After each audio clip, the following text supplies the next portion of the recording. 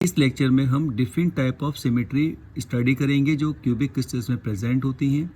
ये JEE mains और JEE NEET में नहीं स्टडी करना है, ये जेई एडवांस के लिए है। किसी भी क्यूबिक क्रिस्टल्स में 3 डिफरेंट टाइप की सिमेट्री होती हैं। फर्स्ट होता है प्लेन ऑफ सिमेट्री या रिफ्लेक्शन ऑफ सिमेट्री।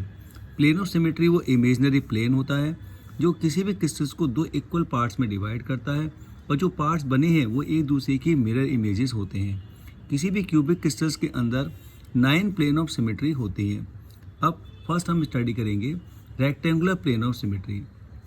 ये वो प्लेन होता है जो 2 अपोजिट फेज के बीच में से पास होता है और जो अपोजिट फेजेस के पास होकर किसी भी क्यूब को 2 इक्वल पार्ट्स में डिवाइड कर देता है, उसको हम बोलते हैं रेक्टेंगुलर प्लेन ऑफ सिमेट्री। अब किसी भी क्यूबिक सिस्टम के अंदर कितने फेजेस होते हैं? 6 फेजेस होते हैं। तो एक प्लेन 2 फेज से कट होता है, तो इसलिए इसके अंदर कितनी प्लेन ऑफ सिमेट्री होंगी? इसके अंदर होंगी 3। तो 3 रेक्टेंगुलर प्लेन ऑफ सिमेट्री होती हैं। सेकंड होता है डायगोनल प्लेन ऑफ सिमेट्री। इसके अंदर हम प्लेन को अपोजिट एजेस से बनाते हैं। तो ये मेरा है डायगोनल प्लेन ऑफ सिमेट्री। अब हमने देखा कि किसी क्यूब के अंदर कितनी एजेस होती हैं? 12 एजेस होती हैं और एक प्लेन 2 एजेस को टच कर रहा है, तो ऐसे कितने डायगोनल प्लेन ऑफ सिमेट्री हम बना सकते हैं? ऐसे हम 6 डायगोनल प्लेन ऑफ सिमेट्री बना सकते हैं। तो हमारे पास टोटल प्लेन ऑफ सिमेट्री कितना हो गया?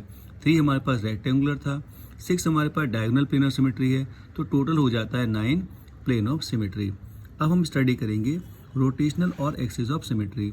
ये वो इमेजनरी स्ट्रेट लाइन होती है जिसके थ्रू अगर मैं किसी भी क्रिस्टल को रोटेट करता हूँ 360 डिग्री, तो उसमें कितनी बार सेम अपीयरेंस आते हैं? तो एक या एक से ज़्यादा बार सेम अपीयरेंस आते हैं, तो उसको हम बोलते हैं एक्सिस ऑफ सिमेट्री।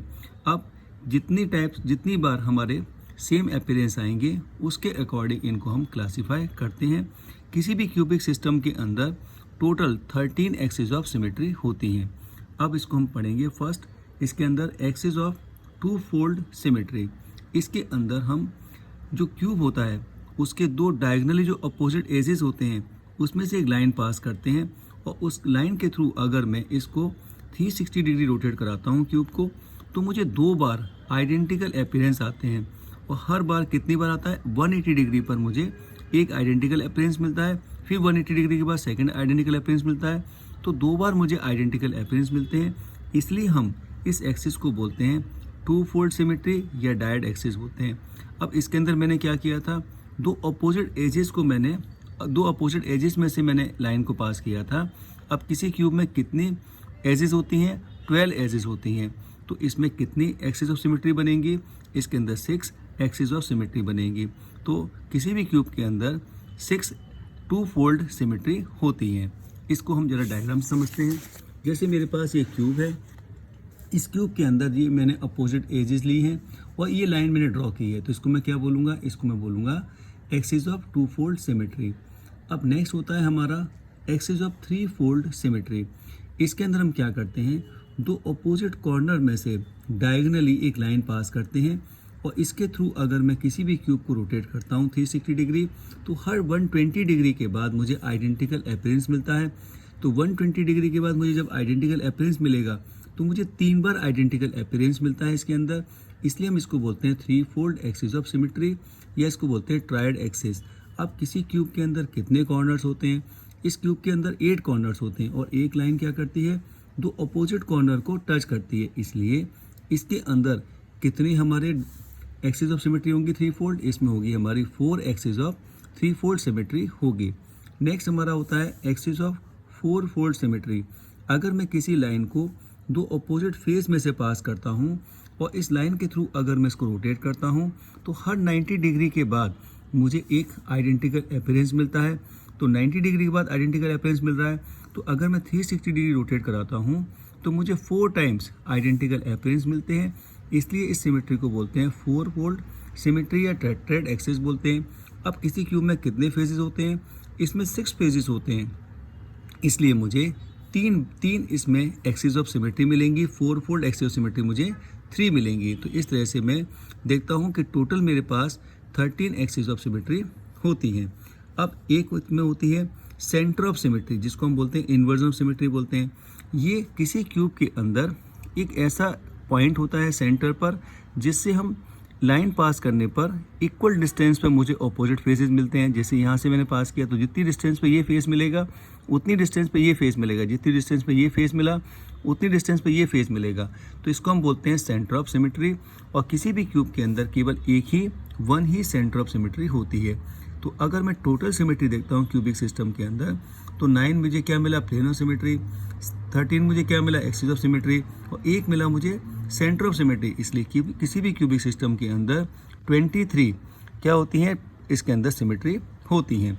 अगर मेरे पास कोई हेक्सागोनल शेप है और उसके दो अपोजिट फेस में से अगर मैं लाइन पास करता हूँ और इसकी लाइन के अलॉन्ग दी मैं इसको रोटेट करता हूँ, इस लाइन के अबाउट इसको रोटेट करता हूँ, तो मुझे 6 टाइम्स आइडेंटिकल फेजेस मिलते हैं हर 60 डिग्री रोटेशन के बाद। इसलिए इसको हम बोलते हैं 6 फोल्ड एक्सिस ऑफ सिमेट्री। ठीक है, तो ये किस में प्रेजेंट होती है, हेक्सागोनल शेप के अंदर प्रेजेंट होती है। नेक्स्ट हमारा टॉपिक है लिक्विड क्रिस्टल्स। कुछ ऐसे सॉलिड होते हैं जिनको हीट करने पर हमें 2 बार फेज ट्रांसफॉर्मेशन मिलता है। ठीक है, पहले वो सॉलिड फ्यूज़ हो जाते हैं, टर्बिड लिक्विड के अंदर फ्यूज़ हो जाते हैं। उनको फर्दर हीट करने के बाद हाई टेम्परेचर पर फर्दर हीट करते हैं तो वो क्लियर लिक्विड्स बना लेते हैं। तो वो पहला टेम्परेचर जिसमें वो टर्बिड लिक्विड बना लेते हैं उसको हम बोलते हैं ट्रांजिशन टेम्परेचर। और जो सेकंड टेम्परेचर है जिसमें वो टर्बिड लिक्विड क्लियर लिक्विड में कन्वर्ट हो जाता है उसको हम बोलते हैं मेल्टिंग पॉइंट। तो जिसमें हमें 2 बार शार्प फेज ट्रांसफॉर्म मिलता है। ऐसे सॉलिड को, ऐसे क्रिस्टल्स को हम क्या बोलते हैं, लिक्विड क्रिस्टल्स बोलते हैं। जैसे हमारे पास एग्जांपल है पैराक्लोरोएस्ट्रिल बेंजोएट या फिर पैरा एजॉक्सीएनिसोल, डाईइथाइल बेंजीडीन। ये ऐसे क्रिस्टल्स होते हैं जिनको हीट करने पर पहले हमें टर्बिड लिक्विड मिलता है और फर्दर हीट करने पर इनके अंदर क्लियर लिक्विड्स मिलते हैं। इनके अंदर एक प्रॉपर्टी होती है कि ये लिक्विड क्रिस्टल्स केवल एक ही कलर को एक पर्टिकुलर टेम्परेचर पर रिफ्लेक्ट करते हैं और अगर हमने टेम्परेचर चेंज किया तो ये डिफरेंट कलर शो करते हैं। तो इस क्रिस्टल्स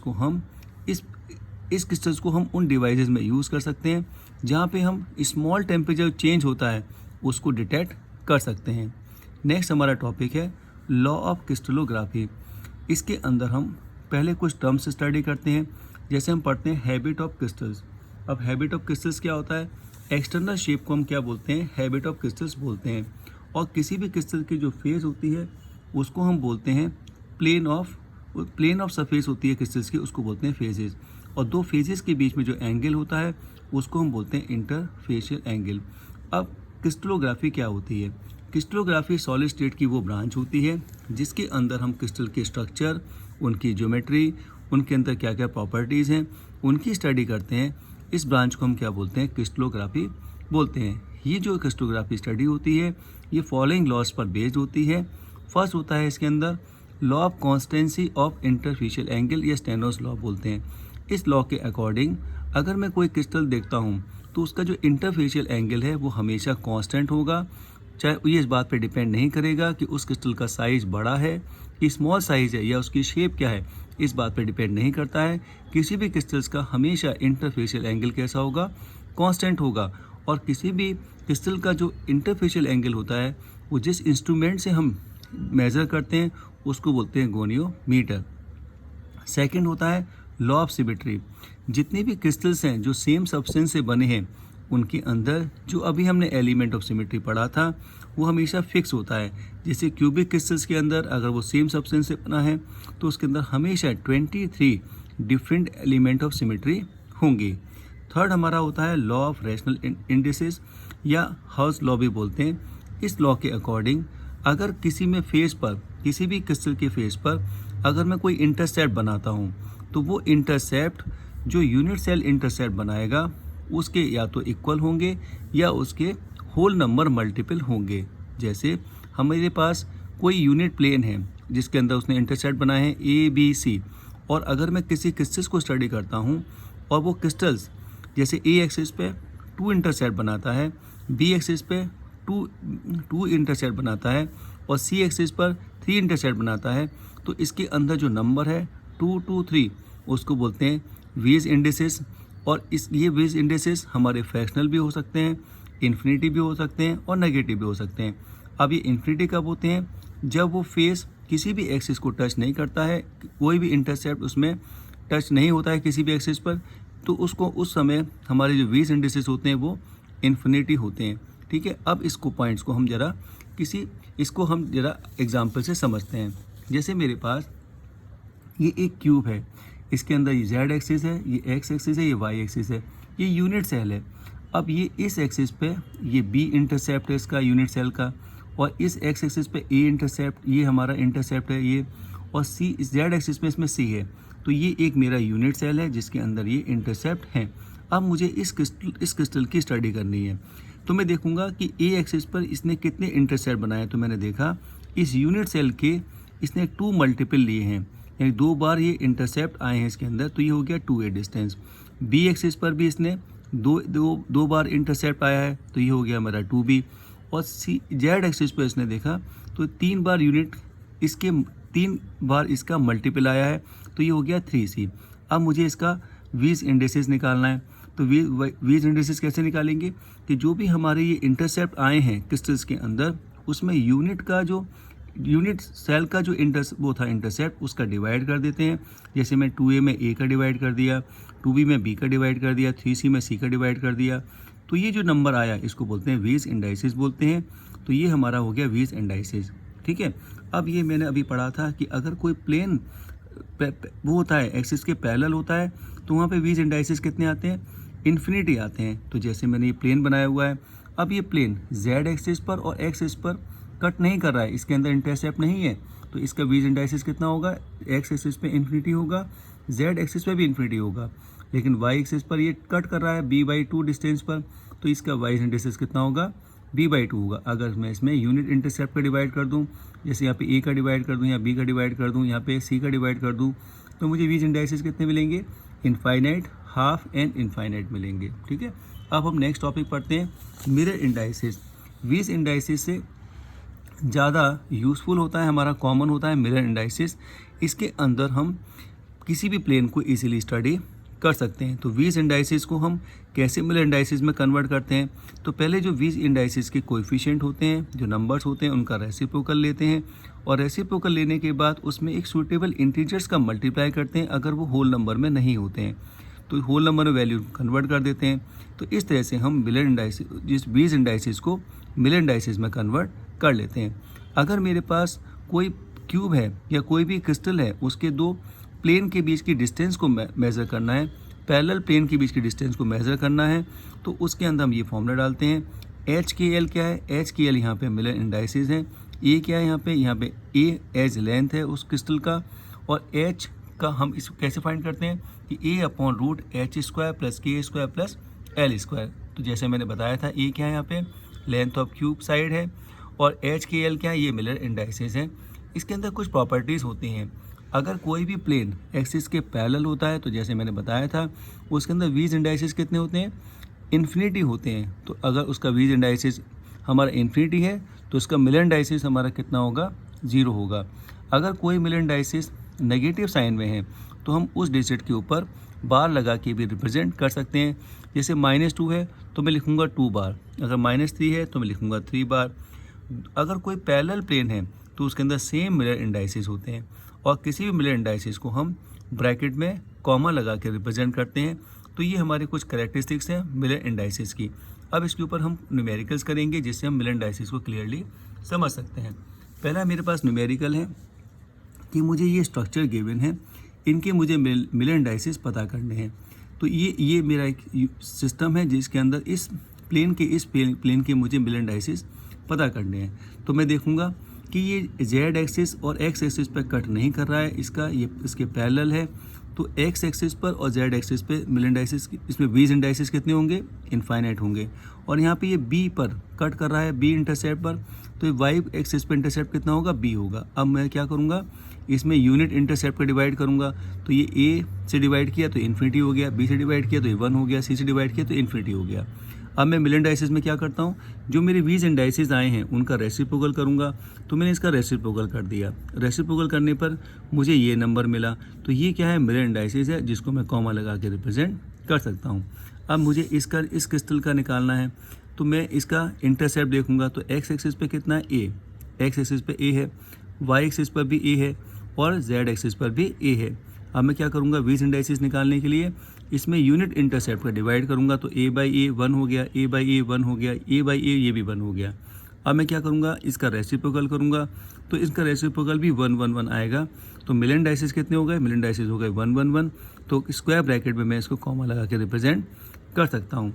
अब जो मेरी बुक में क्वेश्चन गिवन है ये क्वेश्चन, अब इसके मिलन डाइसिस हम कैलकुलेट करेंगे। जैसे मेरे पास ये मेरे वीज इंडाइसिस दिए हुए हैं, ये वीज इंडाइसिस दिए हुए हैं और ये दिए हुए हैं। तो अब इनको कैसे सॉल्व करेंगे, जैसे अभी क्वेश्चन सॉल्व किया था सेम वैसे ही इसको सॉल्व करना है।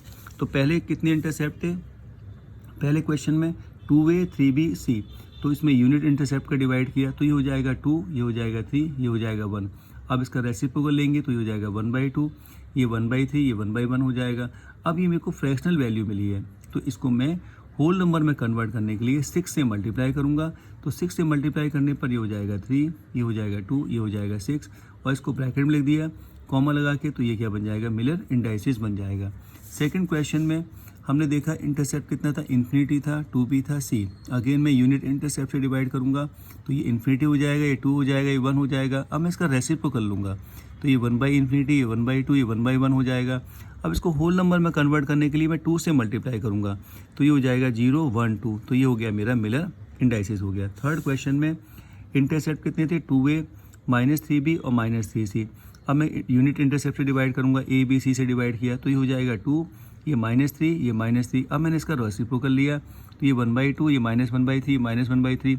अब मैं इसको होल नंबर में कन्वर्ट करने के लिए 6 से मल्टीप्लाई करूँगा तो ये हो जाएगा 3, ये हो जाएगा -2, ये -2। अब इसको मिलन डाइसिस में कैसे लिखेंगे, ये लिखेंगे 3 2 बार और 2 बार। 2 बार क्यों लिखा, क्योंकि ये माइनस को हम 2 बार से रिप्रेजेंट कर सकते हैं। अब मेरे पास क्वेश्चन है कि दो मेरे पास पैरेलल प्लेन है जिसके मिलन डाइसिस मुझे दिए हैं 1 2 1 और उसकी साइड लेंथ दी है मुझे 3 एंगस्ट्रॉम।